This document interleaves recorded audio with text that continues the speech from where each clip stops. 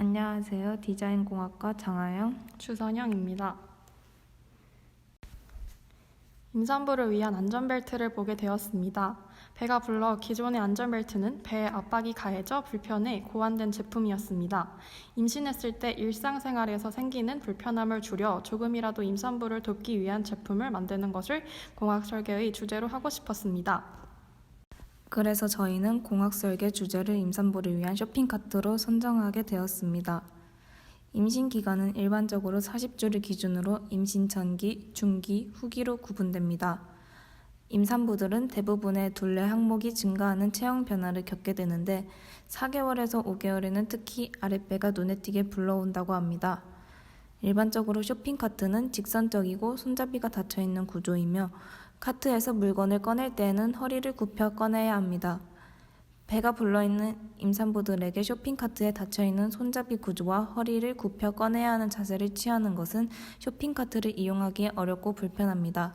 따라서 임산부의 체형 변화에 따른 쇼핑카트가 필요하다고 생각하였습니다. 저희가 선정한 컨셉트는 다음 두 가지입니다. 첫 번째, 짐 꺼내기 쉬운 구조. 카트 앞면을 열 수 있도록 하여 물건을 꺼낼 때 배가 카트에 닿지 않도록 합니다. 앞면을 열게 된 이유는 다음과 같습니다. 카트의 옆 내면 중 뒷면은 아기 좌석이 있고 카트 정리 시 윗 모서리를 중심으로 모두 안으로 들어가야 해서 열 수가 없습니다. 그리고 가장 큰 면적을 차지하는 옆 두 면의 경우는 열게 됐을 때 물건이 쏟아져 나올 수 있습니다. 따라서 안쪽에 짐을 빼기 수월하게 앞면을 여닫을 수 있도록 디자인을 했습니다. 이를 통해서 임산부가 카트에 담은 짐을 뺄 때 장애물 없이 안쪽에 짐을 뺄 수 있습니다.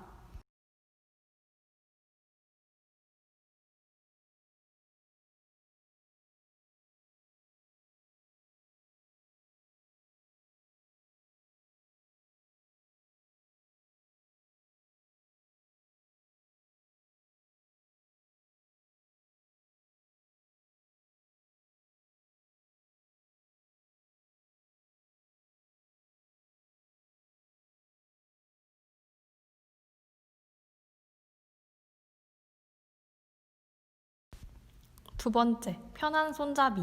카트와 수직인 손잡이로 손의 위치를 보정하여 손목에 무리가 덜 가도록 합니다. 기존 손잡이의 문제는 카트와 아주 가까운 곳에 일자 바 형태로 위치합니다. 배가 나오게 되면 몸과 밀착해 손잡이를 잡기에 굉장히 불편합니다. 그리고 손잡이를 넓게 잡아도 손잡이가 배꼽 쪽에 위치해 걸릴 수밖에 없습니다. 이를 해결하고자 손잡이의 일자형 바를 없애고 길이를 늘렸습니다. 결과적으로 임산부의 배가 최대 8개월까지 나와도 손잡이에 배가 걸리지 않아 불편함 없이 쇼핑할 수 있습니다.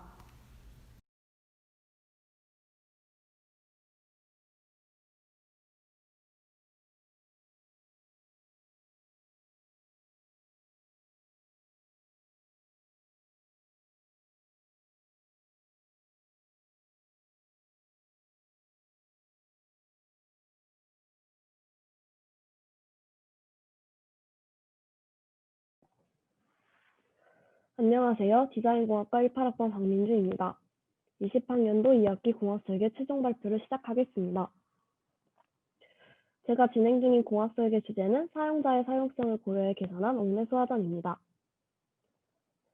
각종 사고는 언제나 예고 없이 찾아옵니다. 국가재난정보센터 통계에 따르면 우리나라에서 두 번째로 많은 재난사고는 화재이며 대부분은 미숙한 초기 대응으로 인해 피해가 더욱 커진다고 합니다. 화재 발생 시에는 초기 진압이 매우 중요하며 화재 초기 발생 시 건물에서는 주변에서 쉽게 볼 수 있는 옥내 소화전을 사용할 수 있습니다.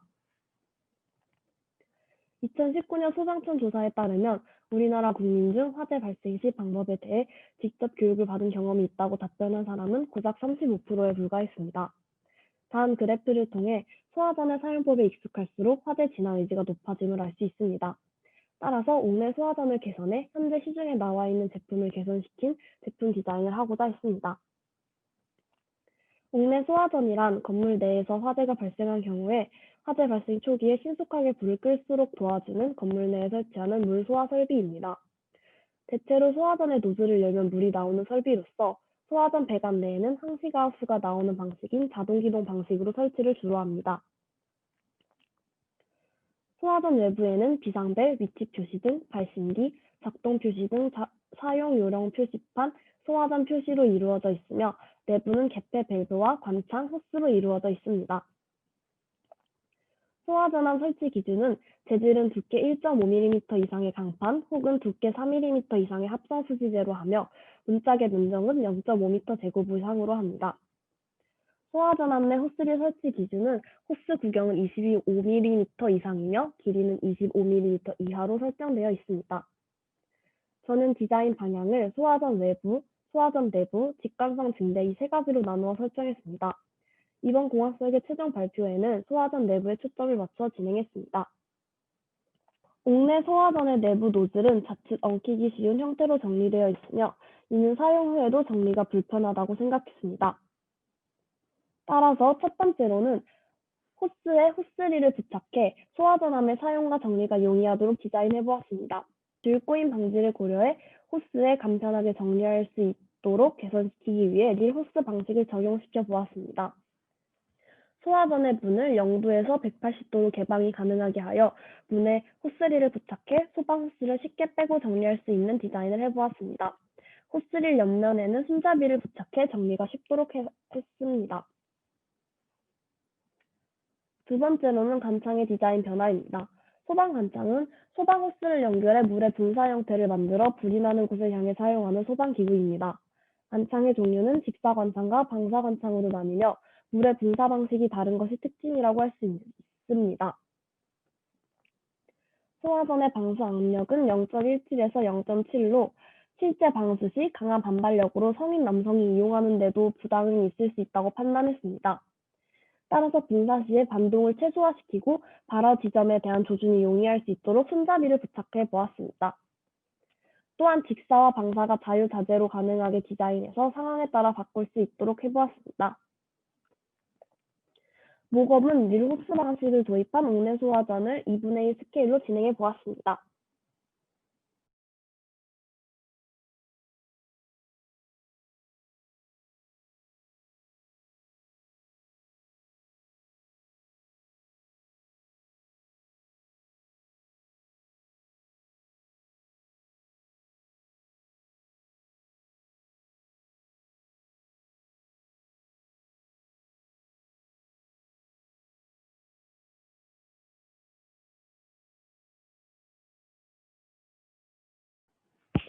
다음은 판넬입니다.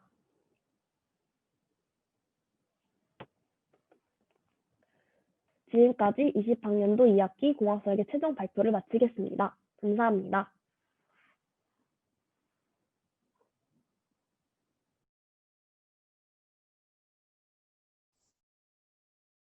2020년도 2학기 공학설계 18학번은 수정 발표 시작하겠습니다. 판넬 작업과 모급 작업 순으로 발표를 진행하겠습니다. 저는 깁스 사용자를 위한 안전무릎 보행기를 주제로 진행하였습니다. 이를 주제로 잡은 배경부터 살펴보겠습니다.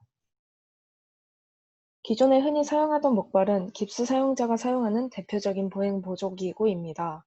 하지만 위의 자료에서 볼 수 있듯 간편한 휴대성에도 불구하고 많은 사용자들이 목발 이용 시 체력 소모가 크며 어깨나 손목 등에 통증이 온다는 불편함을 호소하고 있습니다. 이에 목발을 대신하여 깁스 사용자가 사용할 수 있는 무릎 보행기를 기획하고자 합니다. 다음은 제품의 컨셉입니다. 크게 안정성, 균형, 친근함으로 키워드를 잡았습니다. 의료 제품에 포함되기 때문에 사용자가 안심하고 사용할 수 있도록 안정성을 강조하였고, 보행 보조 기구인 만큼 보행에 있어 균형성이 중요하기 때문에 이를 키워드로 잡았습니다. 마지막으로 기존에 무릎 보행기가 있음에도 불구하고 대중화되어 있지 않아 사용자가 어색해할 수 있기에 친근함을 강조해보고자 하였습니다. 제품의 전체적인 디자인입니다. 이를 사용하게 된다면 우측과 같은 모습입니다. 사용법은 깁스를 착용한 쪽의 다리를 받침대에 받쳐 보행을 보조하는 식입니다. 제품에 대한 세부 기능을 스케치를 통해 보시겠습니다. 기본적으로 브레이크 기능이 있고 어두운 곳에서 사용할 수 있도록 하단에 라이트를 장착했습니다. 사용자의 신체에 맞도록 손잡이와 받침대의 높이를 조절할 수 있도록 하였습니다. 또한 앞서 컨셉 중 균형성이 있었는데 무게중심이 바닥과 가까울수록 균형성이 맞다는 것에 영감을 얻어 사용자의 짐이나 물품 등을 보관할 수 있는 포켓을 밑부분에 만들었습니다. 바퀴가 충격에 흡수할 수 있도록 충격 흡수 스프링을 장착하고자 하며 마지막으로 사용자에게 안정성과 균형성을 주고자 받침대나 손잡이 등 인체 공학적인 요소에 집중하고자 했습니다. 다음으로 제작한 목업에 대한 발표를 하겠습니다.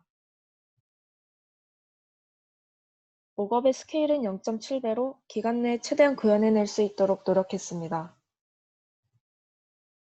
받침대의 높이와 넓이, 손잡이 높이 등과 같은 받침대와 손잡이의 위치는 사이즈 코리아의 자료를 참고했습니다. 20세에서 24세 남녀의 평균 무릎 높이, 허리 높이, 위팔 사이 넓이를 바탕으로 제품을 제작했습니다.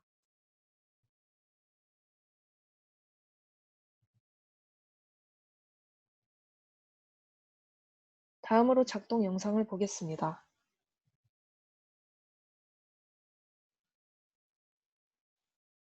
제품의 전체적인 동작입니다.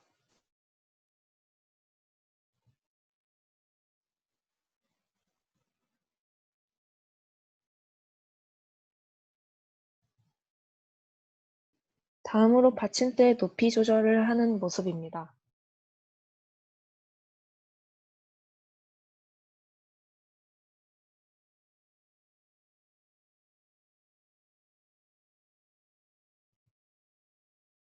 다음으로 하단 포켓을 오픈하는 모습입니다.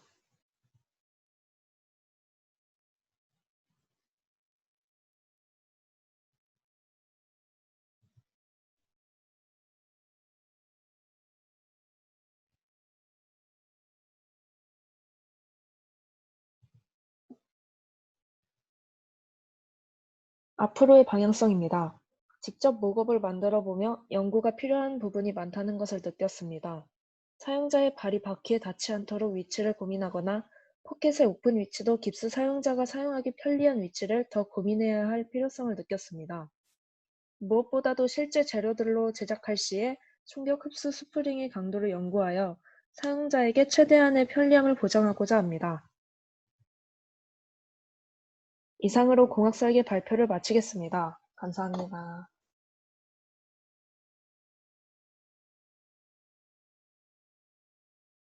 안녕하세요. 제가 설명드릴 제품은 호흡곤란 응급처치 키트입니다. 제품의 개발 배경으로는 최근 코로나 확진자가 늘어나면서 정부의 사회적 거리두기 단계가 격상되었으며 확진자가 지속적으로 증가함에 따라서 마스크의 착용이 의무화되었습니다. 또한 저는 특히 마스크를 착용하면서 운동 중 호흡에 불편함을 느낀 적도 많았는데요. 불편함을 느낄 때마다 실외에 옥상에 올라가거나 실외에 나가서 마스크를 잠시 벗고 공기를 마셨던 경험이 있습니다. 이렇듯 마스크를 착용할 때 많은 분들이 호흡에 불편함을 느끼시는데요. 마스크를 착용하며 불규칙한 호흡이 지속적으로 이어질 경우, 그리고 기존에 기저질환이 있는 환자의 경우에는 마스크의 착용이 호흡곤란을 일으킬 수 있습니다. 호흡곤란은 특히 호흡을 편히 쉬지 못한 상태를 말하며 크게 두 가지로 나뉠 수 있습니다.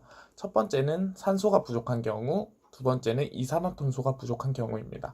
산소 부족은 운동 중 발생할 수 있으며 이산화탄소 부족은 극심한 긴장이 주요 원인입니다. 이 두 가지의 상황에서 응급처치법도 차이가 있는데요. 상황에 맞지 않는 응급처치, 즉 두 가지 중에 바꿔서 실행하게 된다거나 등을 하게 된다면 오히려 더 큰 문제를 발생시킬 수 있기에 올바른 응급처치가 요구됩니다. 본 제품의 사용 방법을 말씀드리기 이전에 보관 위치에 대해서 말씀드리겠습니다.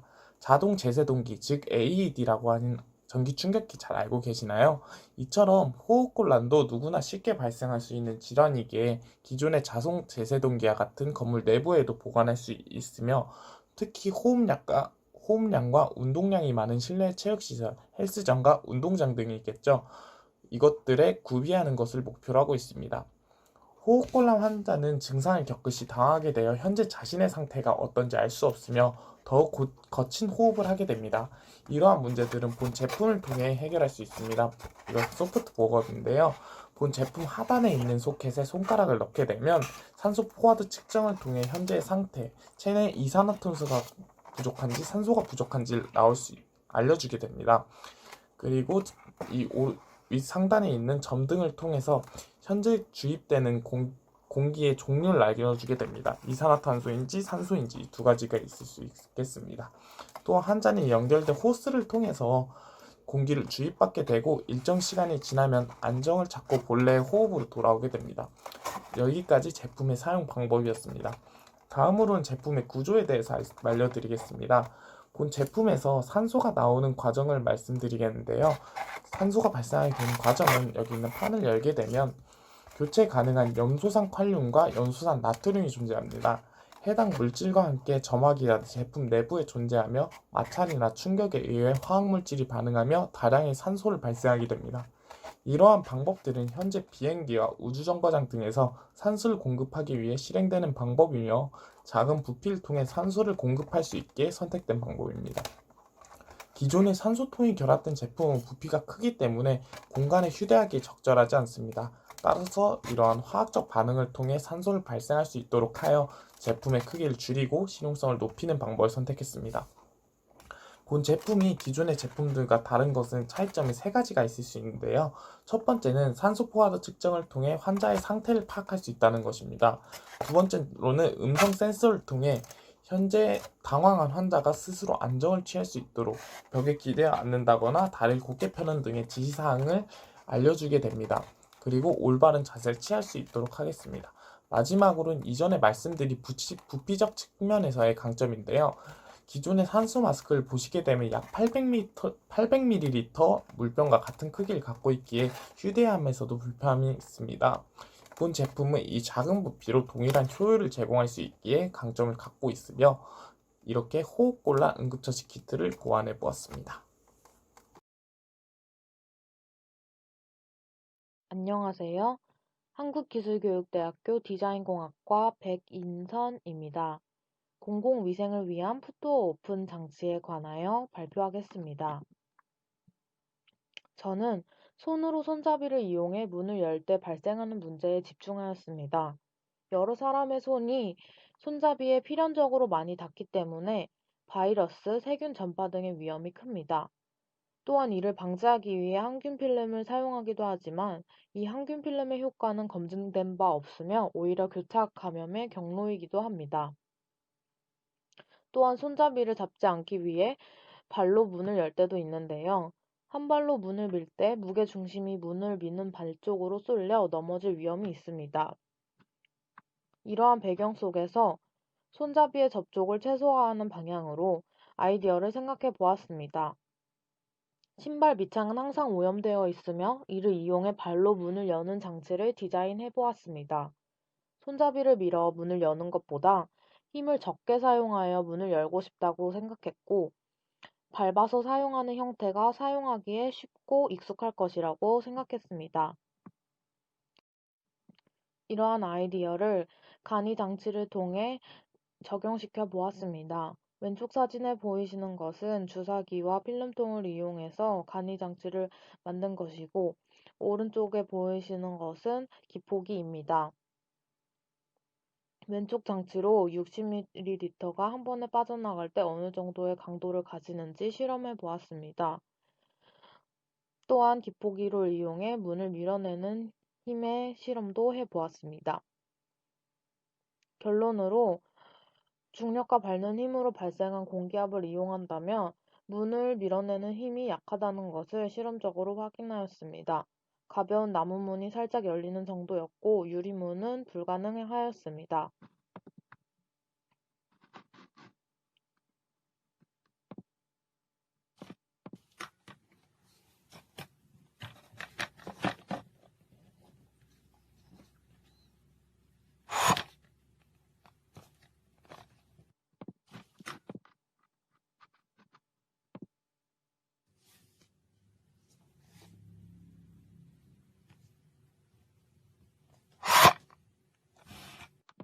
강도가 약한 것을 확인하실 수 있습니다. 저는 이러한 실험을 바탕으로 공기압과 전동 기계가 혼합된 형태가 더 적합할 것이라고 생각하였습니다. 또한 장치를 이용할 때 드는 힘을 최소화하고 장치 작동될 때의 힘은 극대화하는 방법을 생각해 보았습니다. 첫 번째로 문을 밀 때 문의 경첩이 달린 부분, 즉 회전축에서 먼 쪽을 밀면 쉽게 여닫을 수 있습니다. 따라서 풋도어 오픈 장치를 회전축에서 먼 쪽에 설치하면 더 효과적으로 사용할 수 있습니다.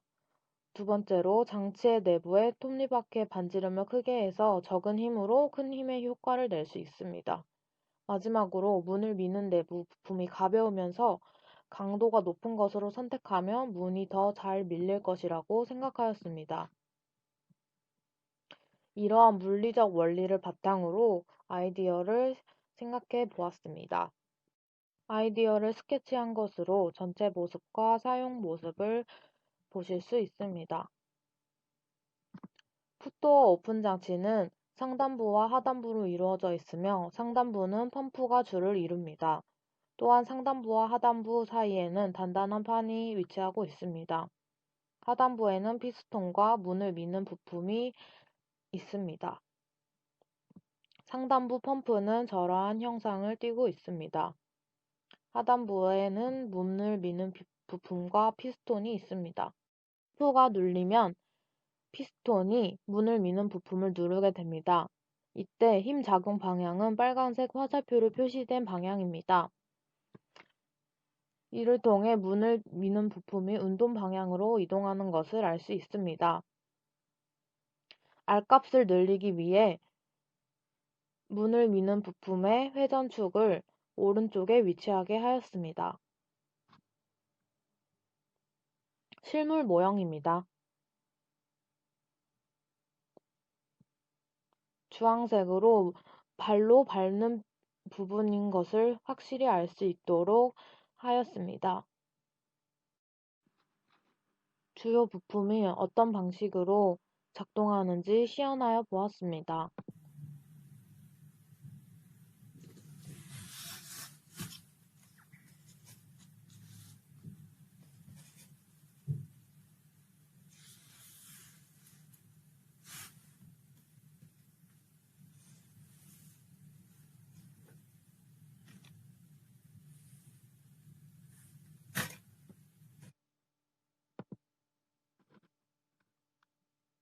발표를 마치겠습니다. 감사합니다.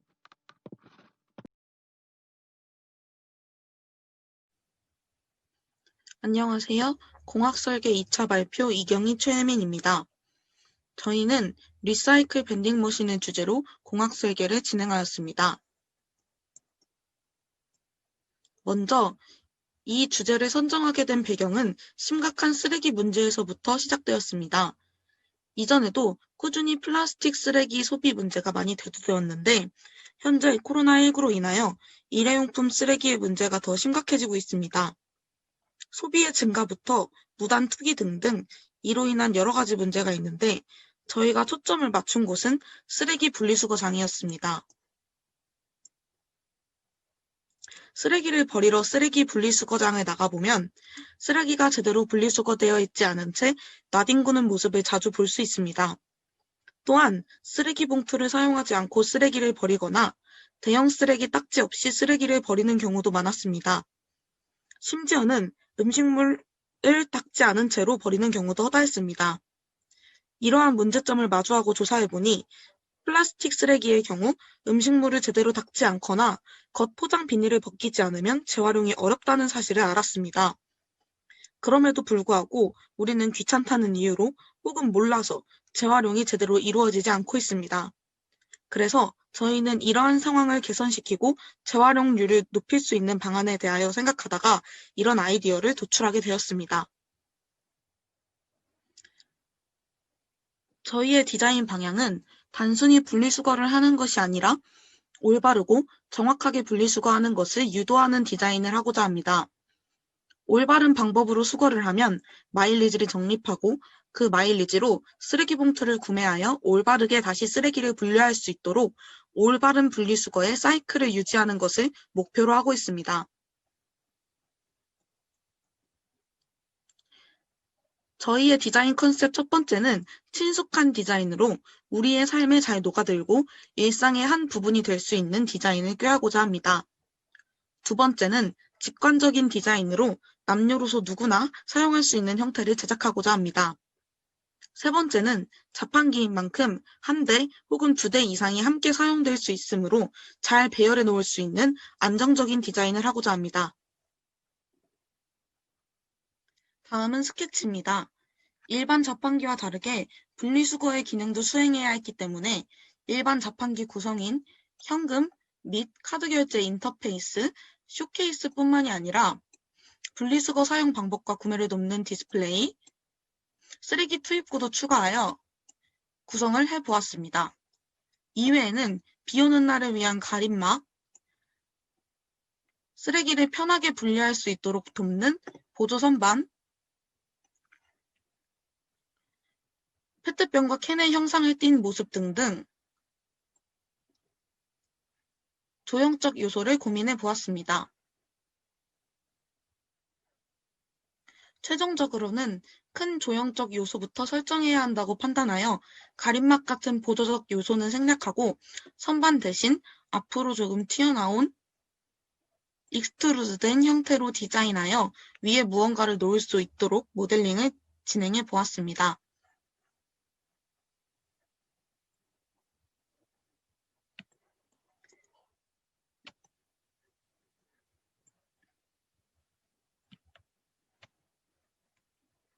다음은 시나리오입니다.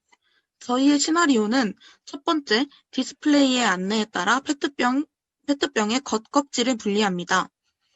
두 번째, 분리한 페트병이나 캔을 투입구에 투입합니다. 이렇게 투입된 재활용 쓰레기들은 기계 내의 압축기에 의하여 압축되어 모아지고 페트병과 캔의 개수에 따라 금액이 측정됩니다. 세 번째, 투입된 쓰레기에 대한 마일리지를 휴대폰 앱이나 전화번호를 통해 적립받습니다. 네 번째, 이렇게 적립받은 마일리지를 상단에 있는 쓰레기 밴딩 머신을 통하여 쓰레기 봉투나 재활용 딱지를 사는 데 사용합니다. 마일리지 이외에도 현금이나 카드로도 구매 가능합니다. 저희 목업 소개하겠습니다. 저희 리사이클 밴딩 머신은 2분의 1 스케일로 제작하였으며 총 사이즈는 약 90cm입니다. 파트를 크게 두 파트로 구분하였으며 윗부분은 디스플레이 및 자판기의 기능을 수행하는 파트이고 하단 부분은 분리수거 머신입니다. 윗부분의 경우 디스플레이 쇼케이스로 크게 구분되며 디스플레이 부분에서는 하단 머신에 대한 안내와 사용을 유도할 수 있는 정보가 제공됩니다. 옆부분은 쇼케이스로 쓰레기 복량제 봉투를 필요로 하는 이들이 현금 또는 마일리지로 구매할 수 있도록 설계하였습니다. 카드 리더기와 동전 반환구, 지폐 투입구가 있으며 분출구와 동전 반환구로 구성되어 있습니다.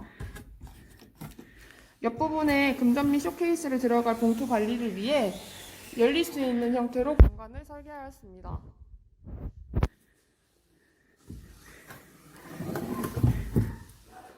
하단 부분은 캔과 플라스틱 분리해서 넣을 수 있는 구멍 2개를 뚫었고 상단 부분과 마찬가지로 열쇠를 통해 개방할 수 있도록 하였고 안에 쓰레기를 뺄 수 있도록 열릴 수 있는 형태로 공간을 설계하였습니다.